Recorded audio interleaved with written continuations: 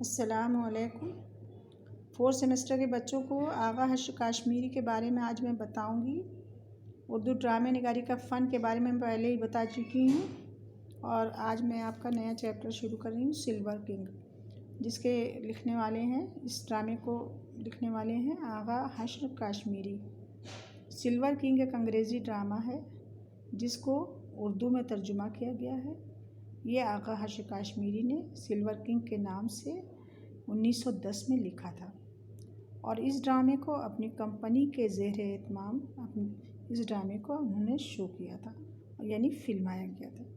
اس ڈرامے کا کئی مختلف نام سے جانا جاتا ہے: نیک پروین، پاک دامن، اچھوتا دامن، جرم وفا، ناغبت اندیش وغیرہ وغیرہ۔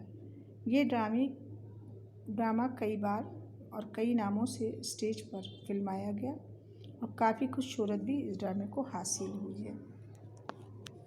یہ ڈرامہ کافی شہرت کا باعث بنا۔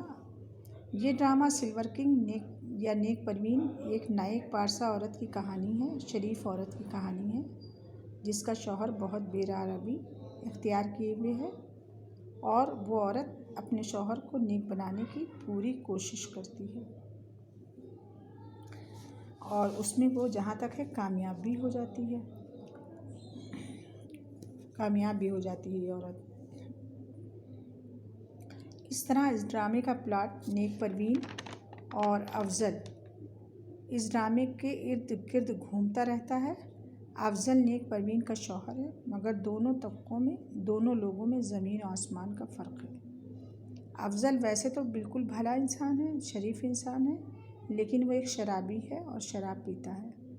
کہانی میں ایک تحسین نام کا نوکر بھی ہے، جو نیک پروین کے اشاروں پر چلتا ہے، اور نیک پروین کے ساتھ مل کر افضل کی بری عادتوں کو چھڑانا بھی چاہتا ہے اور نیک راہ پر لانے کی کوشش کرتا ہے۔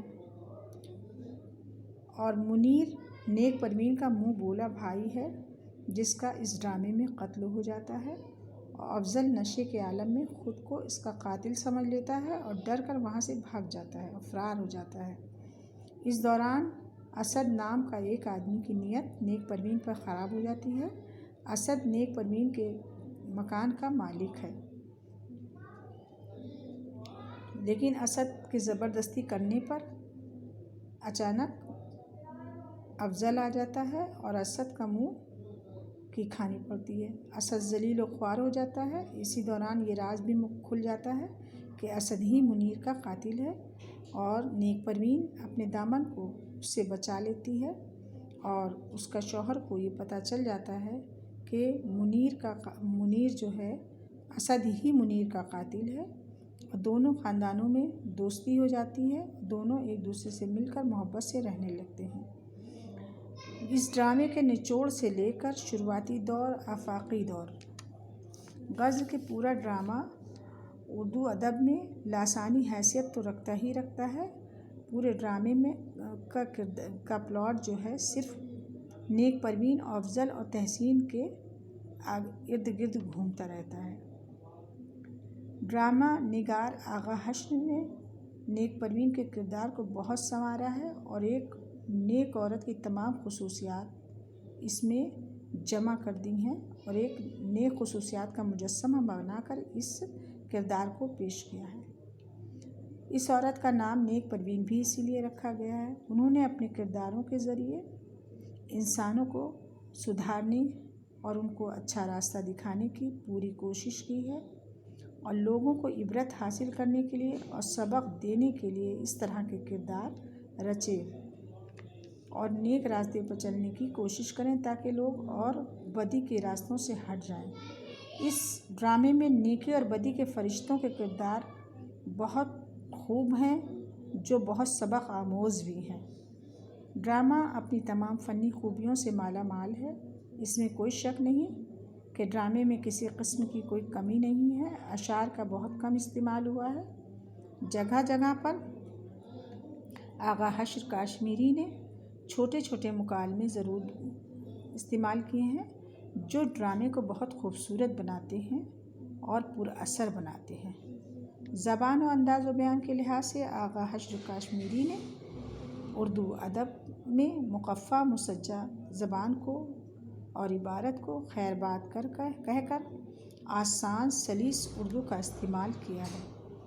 انہوں نے اس افسانے میں با محاورہ زبان اور میں تشبیہ استعاروں کے قواعد کی پوری چیزوں کا خیال رکھتے ہوئے اس کو استعمال کیا ہے زبان کا، اور جگہ جگہ اشعار کو بھی پیوست کیا ہے تاکہ زبان میں خوبصورتی پیدا ہو اور دلچسپی بھی پیدا ہو اور ڈرامہ دیکھنے والا اس میں محو ہو جائے اور کردار میں خود کو تلاش کرے۔ غرض کہ آغا حشر کشمیری کا یہ ڈرامہ ایک کامیاب ترین ڈرامہ ہے۔ اردو ادب میں یہ ڈرامہ زندہ جاوید ہے۔ سلور کنگ کے ذریعے آغا حشر کشمیری اردو ادب میں ڈرامہ نگاری کے فن سے ہمیشہ یاد کیے جائیں گے۔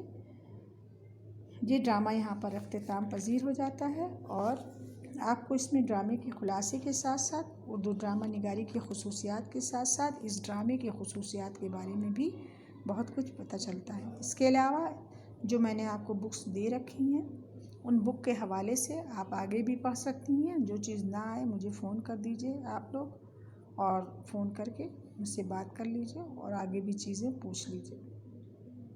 سلور کنگ کا خلاصہ اور سلور کنگ اردو ڈرامے کی اردو ادب پر روشنی ڈالی گئی ہے آغا حشر کشمیری کے حوالے سے۔ امید کرتے ہیں کہ آپ کو بہت پسند آئے گا۔ اللہ حافظ۔